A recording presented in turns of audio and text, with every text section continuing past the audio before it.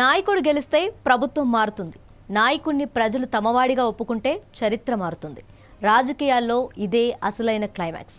వెండితెరపై డైలాగ్తో theatre Sheikh చేసిన పవన్ కళ్యాణ్ ఇప్పుడు పిఠాపురంలో అభివృద్ధితో రాజకీయాలను షేక్ చేయాలని చూస్తున్నారు.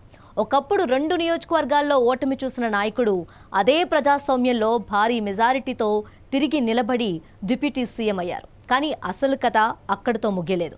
ఇప్పుడు ఆయన లక్ష్యం ఒక ఎన్నిక గెలవటం కాదు, పిఠాపురం అనే పేరును తన రాజకీయ జీవితానికి శాశ్వత చిరునామాగా మలచటం.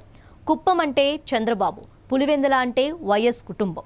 అలానే రేపు పిఠాపురం అంటే పవన్ కళ్యాణ్ అనే గుర్తింపు ఏర్పడుతుందా? అదే ఇప్పుడు ఆంధ్ర రాజకీయాల్లో హాట్ టాపిక్.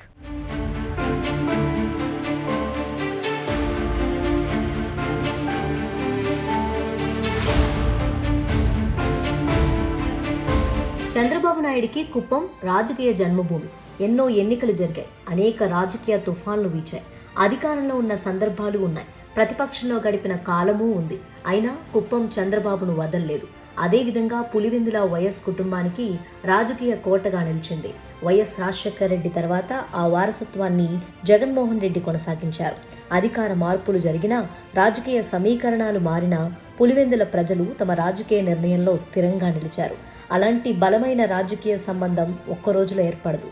దశాబ్దాల పాటు ప్రజలతో మమేకమవటం, స్థానిక సమస్యలపై స్పందించటం, విశ్వాసాన్ని నిలబెట్టుకోవటం వల్లే అలాంటి గుర్తింపు వస్తుంది. ఇప్పుడు జనసేన అధినేత డిప్యూటీ సీఎం పవన్ కళ్యాణ్ కూడా పిఠాపురంతో అలాంటి బంధాన్ని నిర్మించేందుకు ప్రయత్నిస్తున్నారనే అభిప్రాయం వ్యక్తమవుతుంది.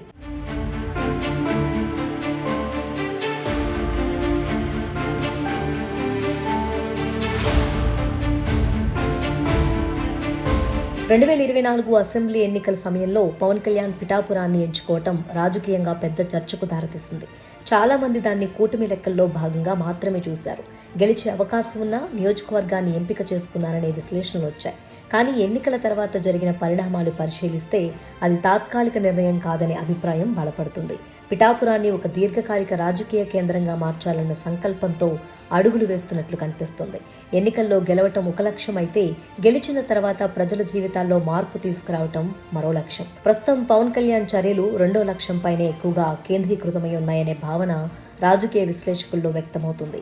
పవన్ కళ్యాణ్ రాజకీయ ప్రయాణం సాఫీగా సాగలేదు. ప్రజారాజ్యం పార్టీ ద్వారా రాజకీయాల్లోకి వచ్చిన ఆయన ఆ తర్వాత జనసేన పార్టీని స్థాపించారు. తొలి దశలో పార్టీ నిర్మాణం పెద్ద సవాలుగా మారింది. 2019 ఎన్నికల్లో గాజువాక, భీమవరం నియోజకవర్గాల నుంచి పోటీ చేసి 2 చోట్ల ఓటమిని ఎదుర్కొన్నారు. ఆ ఫలితాల తర్వాత ఆయన రాజకీయ భవిష్యత్తుపై అనేక సందేహాలు వ్యక్తమయ్యాయి. అయితే ఆ పరాజయాన్ని ఆయన ముగింపుగా భావించలేదు. 5 ఏళ్ల పాటు పార్టీని గ్రామస్థాయికి తీసుకెళ్లేందుకు కృషి చేశారు. ప్రజల మధ్య పర్యటించారు. కూటమి రాజకీయాల్లో కీలక పాత్ర పోషించారు. ఆ ప్రయత్నాల ఫలితంగా 2024 ఎన్నికల్లో పిఠాపురం నుంచి భారీ మెజారిటీతో విజయం సాధించారు. అదే ఆయన రాజకీయ జీవితంలో కీలక మలుపుగా నిలిచింది.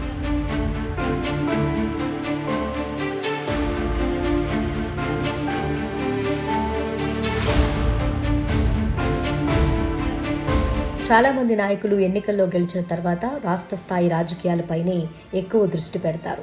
కానీ పవన్ కళ్యాణ్ పిఠాపురం అభివృద్ధిని ప్రత్యేక ఎజెండాగా మార్చుకున్నారు. ఒక ఎమ్మెల్యేగా నియోజకవర్గాన్ని ఎలా అభివృద్ధి చేయాలన్న దానిపై కార్యాచరణ ప్రారంభించారు. ప్రజలకు కనిపించే మార్పులు తీసుకురావాలనే ప్రయత్నం చేస్తున్నారు. స్థానిక సమస్యల పరిష్కారం నుంచి మౌలిక సదుపాయాల విస్తరణ వరకు ప్రతి అంశంపై దృష్టి పెట్టినట్లు కనిపిస్తుంది. ఎన్నికల్లో వచ్చిన విజయాన్ని ప్రజల విశ్వాసంగా మార్చుకోవాలంటే అభివృద్ధి ప్రధాన మార్గం అని ఆయన అర్థం చేసుకున్నారనే అభిప్రాయం వ్యక్తమవుతుంది. పిఠాపురంలో రహదారుల నిర్మాణం, వంతెనల అభివృద్ధి, తాగునీటి సదుపాయాల విస్తరణ, మత్స్యకారుల కాలనీల అభివృద్ధి, ఆరోగ్య రంగానికి ప్రాధాన్యం, విద్యా రంగంలో మౌలిక వసతుల కల్పన, దేవాలయ అభివృద్ధి వంటి అంశాలపై దృష్టి కేంద్రీకృతమైందని స్థానికంగా చర్చ జరుగుతుంది. గ్రామీణ ప్రాంతాల్లో తాగునీటి సమస్యల పరిష్కారానికి చర్యలు తీసుకోవటం, 100 పడకల ఆసుపత్రి ఏర్పాటుకి కృషి చేయటం, రహదారుల విస్తరణ వంటి కార్యక్రమాలు ప్రజల్లో చర్చనీయాంశంగా మారాయి. నియోజకవర్గాన్ని కేవలం రాజకీయంగా కాకుండా అభివృద్ధి పరంగా ఆదర్శంగా నిలబెట్టాలనే ప్రయత్నం కనిపిస్తోంది. ప్రజల జీవితాల్లో మార్పు తీసుకొచ్చే పనులు జరిగితేనే తిరిగి ప్రజల మద్దతు లభిస్తుందనే రాజకీయ సూత్రాన్ని అమలు చేస్తున్నట్లు కనిపిస్తుంది.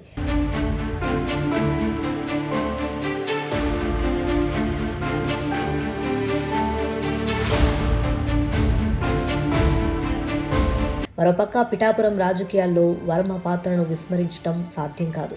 ఎన్నో ఏళ్ల పాటు అక్కడ బలమైన నాయకుడిగా ఎదిగిన ఆయన కూటమి ధర్మం దృష్ట్యా తన అవకాశాన్ని త్యాగం చేశారు.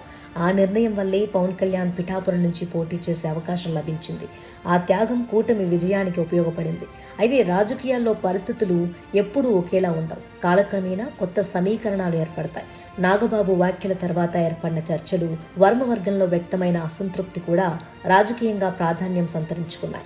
అయినా ప్రస్తుతం అభివృద్ధినే ప్రధాన ఎజెండాగా కొనసాగించడం ద్వారా వివాదాలకు దూరంగా ఉండాలన్న ధోరణి కనిపిస్తుంది. ఒక నియోజకవర్గం నాయకుడి శాశ్వత రాజకీయ చిరునామాగా మారాలంటే ఎన్నికల్లో ఒకసారి గెలవటం సరిపోదు. ప్రజలతో నిరంతరం అనుబంధం ఉండాలి.